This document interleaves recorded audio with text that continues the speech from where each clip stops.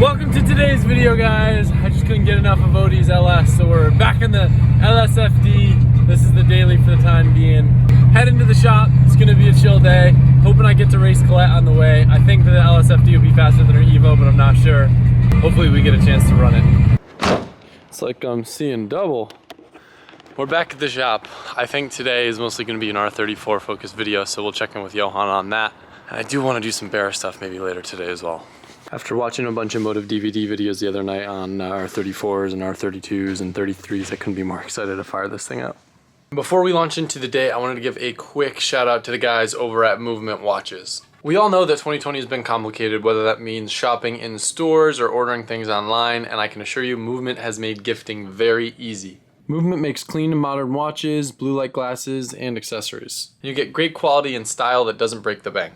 Their Black Friday sale is also live now, so you can get ahead of the curve and start knocking out some of your holiday shopping with their biggest sale of all time. If you're ordering something as a gift, I can assure you the packaging is nice. It's got a sleek matte black box with a bow. Everything is one size fits all. They have gift guides, their shipping is fast, and they have free returns in the next year. So if you're buying a gift from someone, Movement is definitely the way. If you guys want to check out Movement's biggest sale of the year with fast free shipping and free returns, all you have to do is go to movement.com/LZ. I want to give a massive thank you to Movement for sponsoring this video. Make sure you guys take advantage of the sale. It's just movement.com/LZ. And I do actually have something else to show you that's pretty cool. Johan's been getting to work on getting this all fabbed up, and in the meantime, another key component has just arrived.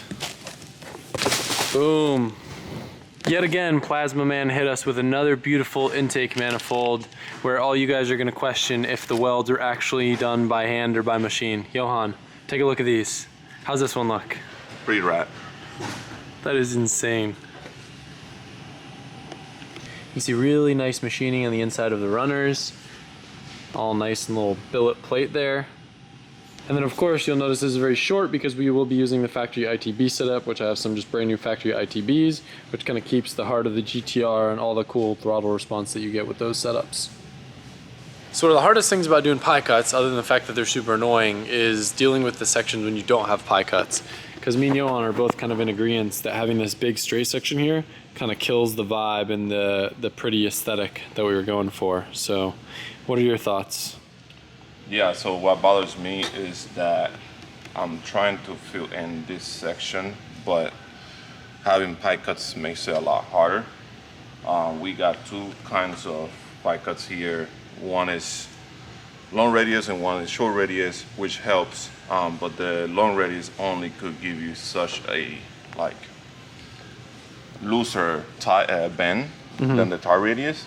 So in order to fill that area there, we'll just pretty much, like you said, run smaller section of straight, and then change like the angle of the bends, and it'll maybe, you know, pretty much give us what we were looking for. Normally, originally, this is how I had it set up.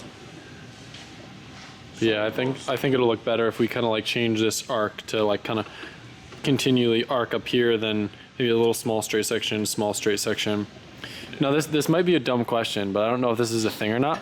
Do people ever like chop up a straight section to make it look like it's pie cuts, but it's actually a straight? Oh, yeah. Really? We could do that here. So because I think that would make a huge difference. Because if we do have a small straight section here to like keep the continuity, if we cut the straight section in slices, it sounds so stupid, but yeah, you know what I'm going for. No, yeah.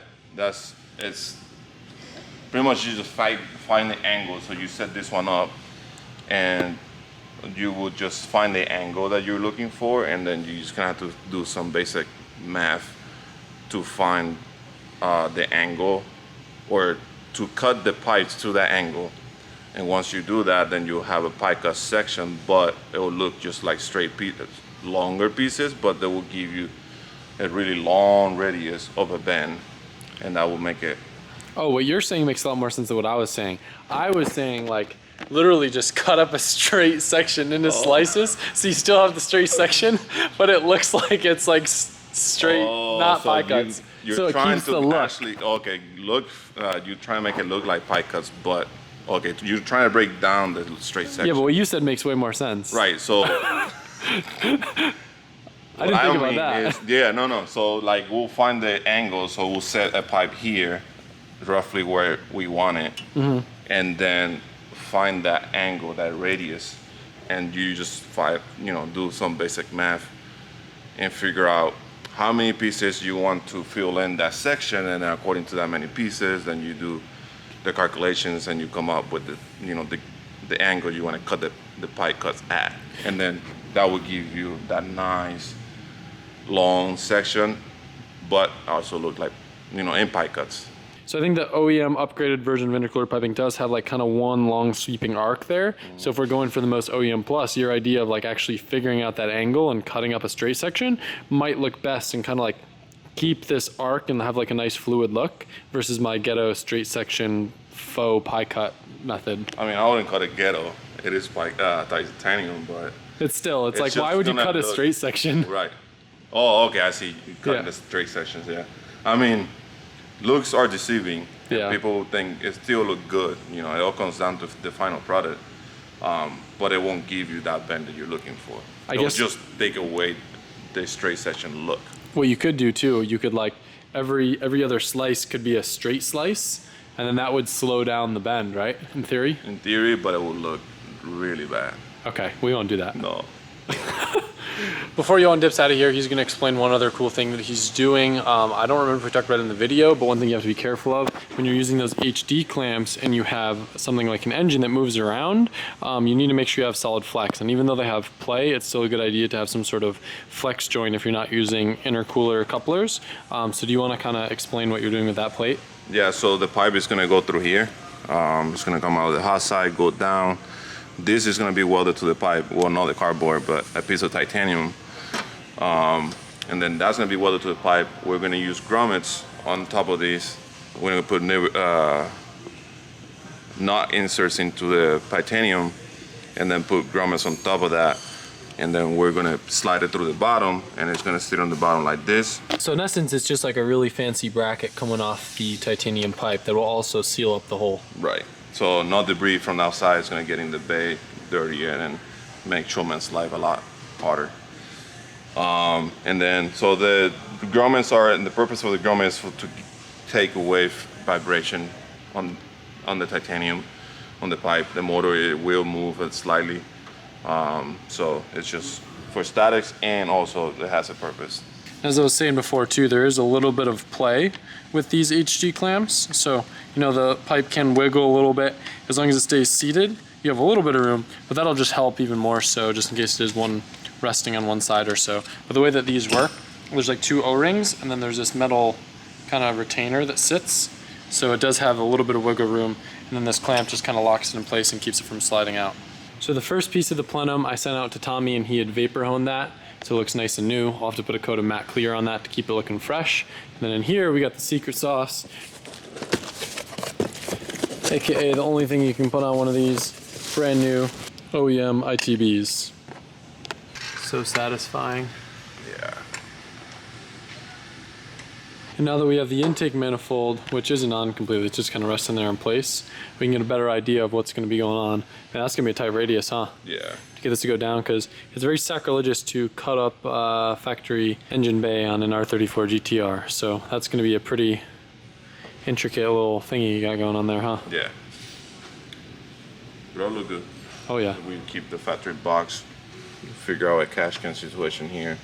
We think we're going to make our own kind of situation, delete the factory reservoirs that are here, and kind of design our own titanium catch can that'll replace both the windshield wiper reservoir and the coolant overflow. Kind of keep everything nice and tidy, but still very functional. Now, something I've been super excited to share with you guys, but I didn't want to talk about until I actually had them in hand, is our next run of steering wheels. Now, I wanted to do something special, and I wasn't 100% satisfied with the last wheels that we did, and I've been non-stop hunting for the best quality wheel I could possibly produce, because it's important to me, and I assume it's important to you guys, and I'm pumped on these. So what you're looking at are the two new wheels that we will be selling. Now, these are actually made by a company called MPI, and what's very cool about MPI, and is the main reason I went with making steering wheels with them, is their steering wheels are actually made in Italy.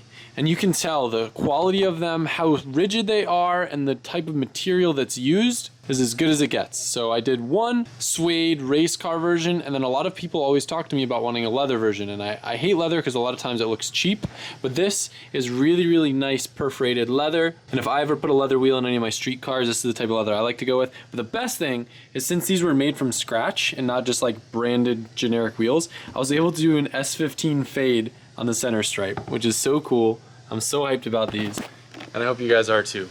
I did orange stitching because it was kind of like hard to go with any sort of like fade stitching that didn't look tacky, and I wanted to create a wheel that would look good in pretty much any car but still have some sort of identifying factor so you know it's a cool special wheel and not just some generic thing with some branding slapped on it. So I am very pumped on this. I hope you guys are too. We did a small run of these at first. I will tell you, although we will be getting restocks, I just think it's going to be about like 2 months between each restock. Probably nod if you like the steering wheel. Oh yeah, you like it? All jokes aside, Colette, will you attest to my new steering wheels? I like them. Ooh. What? Yeah, I think this, I was trying to decide my favorite one. I think this is my favorite one. The perforated leather. It's tough though. What I haven't shown them yet, this is the most special part to me about these steering wheels. So what's cool about these is it's not your typical horn button that needs to sit in a specific hub. It can actually get mounted even if you don't have a certain hub, since it has a plate that goes behind it. But if you guys have been watching the videos for a while, you'll recognize that this little face was actually on the horn button that was in my S13 in the very beginning when I learned how to drift. And this was actually a little thing that Jimmy Oakes made for me. And I talked to Jimmy and he was kind enough to let me use it to include with the steering wheels because, I don't know, it's special, and I wanted to create the most special steering wheel I could, have it be branded, but still low key and sleek, so it'd look good if you have like more of a stock interior or if you want to put it in like a race car. But this is super, super special to me because this is like my beginning of my drift videos, and it makes me think of Jimmy and our old school days, back riding BMX and everything. So it's super special to me. Both of these wheels will be out on Black Friday at 3 p.m. Eastern Standard Time. They'll likely sell out, but like I said, we will probably have restocks every 2 months or so. But because they're made in Italy, it takes a while to get the orders in, so I've kind of been placing small orders. In addition to that, if you're wondering about any of the other Black Friday deals we'll be having, we have a 5% off all BC Racing coilovers from Black Friday through Cyber Monday. We're giving you a free 10-bar pressure sensor with every EMU Black. Also with every ECU Master ADU or PMU, you'll get a free USB to CAN setup.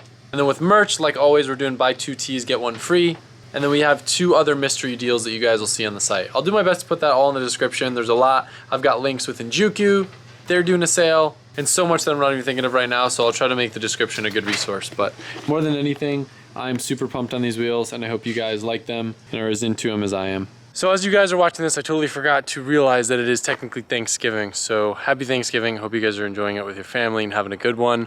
I personally am about to take the old bear girl home because I want to take it over to my sister's where we'll be spending Thanksgiving, so I could show my dad and maybe even give him a ride in it. But Colette's been talking a big game over here with her Evo. She's like, it's so light, it's so fast, I'm gonna walk you. We'll see. But the only thing she's gonna be walking is her dogs in the back. Huh, guys? Mommy got a slow car? Yeah, it's okay. Let's see how old girl fires up. Like a champ.